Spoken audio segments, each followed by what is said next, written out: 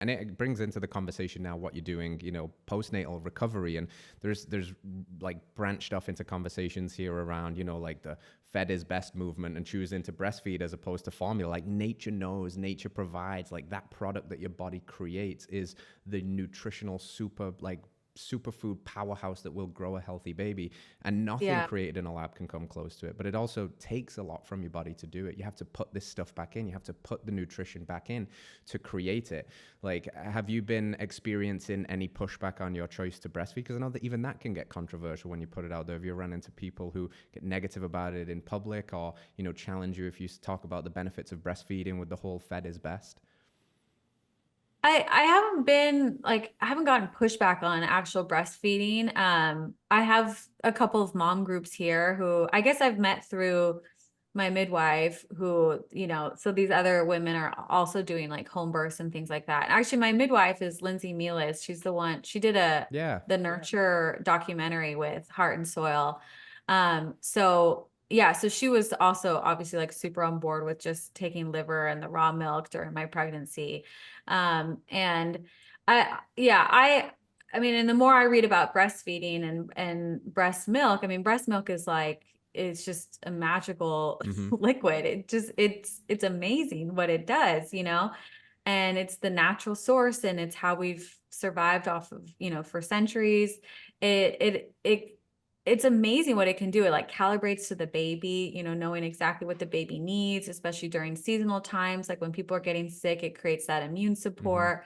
And not only that, though, there's also, I think a big missed component of the fed is best is the connection between mother and baby of the breastfeeding Yep. process of them actually like being on your breast, feeling the warmth, hearing your heartbeat, having their hands are always on you and their head is right there.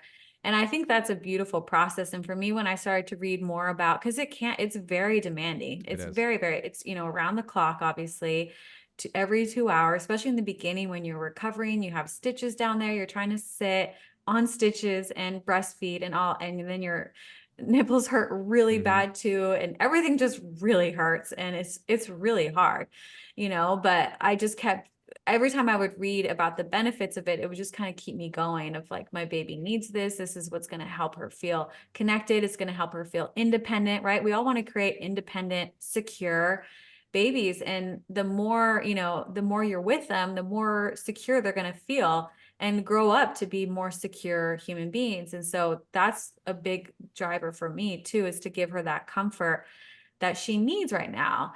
And I think a lot of the discussion and the advice for babies seems to be how to create independent babies. Mm-hmm. And I'm like, but they're babies. This is not the time to create independent humans. Like, they need they need to be attached to us right now so that they can become independent later.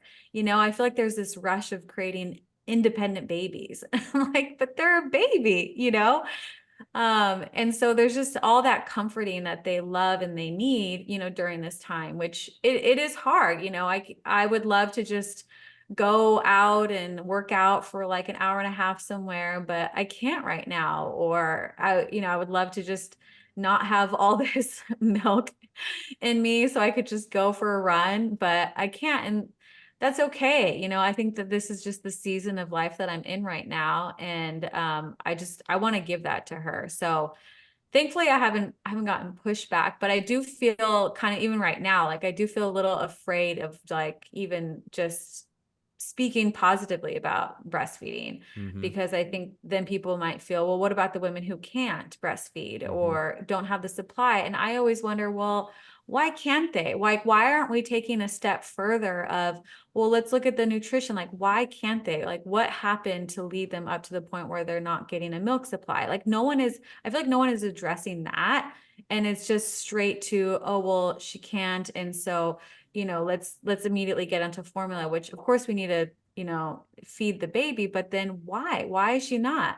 And most of the time I think it's because of their diet. Most women aren't eating red meat. They're, eating chicken and salads. And I even saw this postnatal program that advise them to just eat egg whites, to still take, like, it was like all the old school things of like, take out the egg yolk, like, you know, lower your fat, all that kind of stuff. They're thinking avocado is their only source of fat, you know? So I'm like, you know, I just think all of that nutritional advice that women get is also bad. And so there's just so many layers to these conversations that sometimes when I meet a mom and I just want to like give her everything, like Yeah. unload all the things, like I have to like, you know, tame myself down to not like overwhelm people. No, it's like really wonderfully said, and I think you hit on a lot of very profound things there, like the root cause issue of like why do so many women have problems breastfeeding? The nutritional piece is massive, the micronutrients are massive, even the nutrition during pregnancy, which can help with the malformation of the face, which won't then produce like the proper latch because we've got tongue ties and lip ties, and like you go deep down that rabbit hole, and it all comes back to the basics, right? It all comes back to, you know, the nutrition and the health of the mom. But again, in a culture that's kind of got itself stuck in this victim narrative a little bit, that it feels like when we talk about this stuff, we're like blaming and shaming the other people. And that's not what we're doing. But we're also not going to throw all the baby out with the bathwater, pun intended, and ignore the fact that this objectively is a better food product than something like a soy-based formula, because it just is. And that's not to guilt and shame other people, but it's to like encourage people to feel into that and go, yeah, you know what? Well, I'm going to fight for my right to do that. And the latching and the connection and the skin to skin and the rates of postpartum depression with women that breastfeed versus women that don't, and C-sections and that lack of skin to skin contact, it all is, you're right. And you said it profoundly a few moments ago, that you basically did the opposite of everything that they told you. And it's working out well, because most of what they tell you is terrible advice, like egg whites for postpartum recovery, when your body is building its hormones on fat and you need those calories and the nutrient density. So I think you're onto so many good things.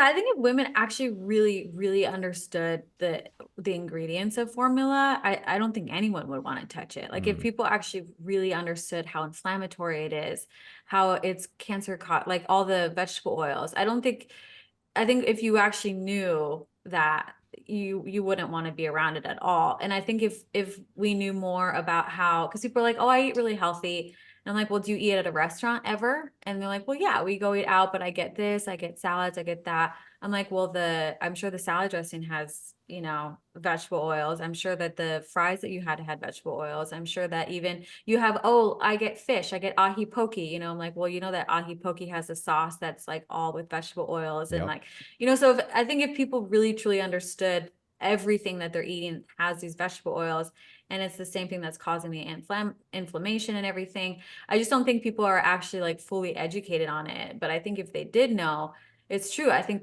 they wouldn't want to be near that at all. And I think also, you know, there's a reward for a mom as well. I think when you're breastfeeding, I think we forget that. Like it's always mentioning of like, oh, what am I giving to the baby? What am I giving to the baby? But there's so much that I'm getting back in return. Like I feel so good. And there's so much reward that I get. I get tons of oxytocin, you know, and it just feels amazing. Like I remember like I've been like on a high with my baby, and this is just like the best feeling in the world, you know? And I think that there's a part of that you miss out as well when you start to create that disconnect with the baby, you know, and try to create this independence.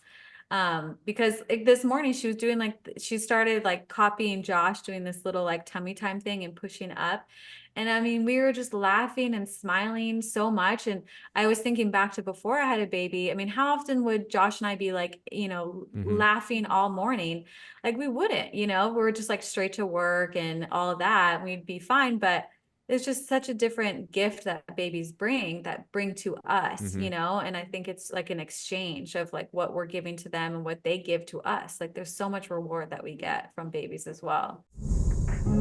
Hello friends, if you enjoyed that clip, then you can watch the entire thing by heading to this link over here, or you can find us wherever you find podcasts by searching Radical Health Radio. If there's value here, please hit that like button, let us know in a comment what your biggest takeaway was, and hit subscribe, support the show as we support you. We'll see you soon.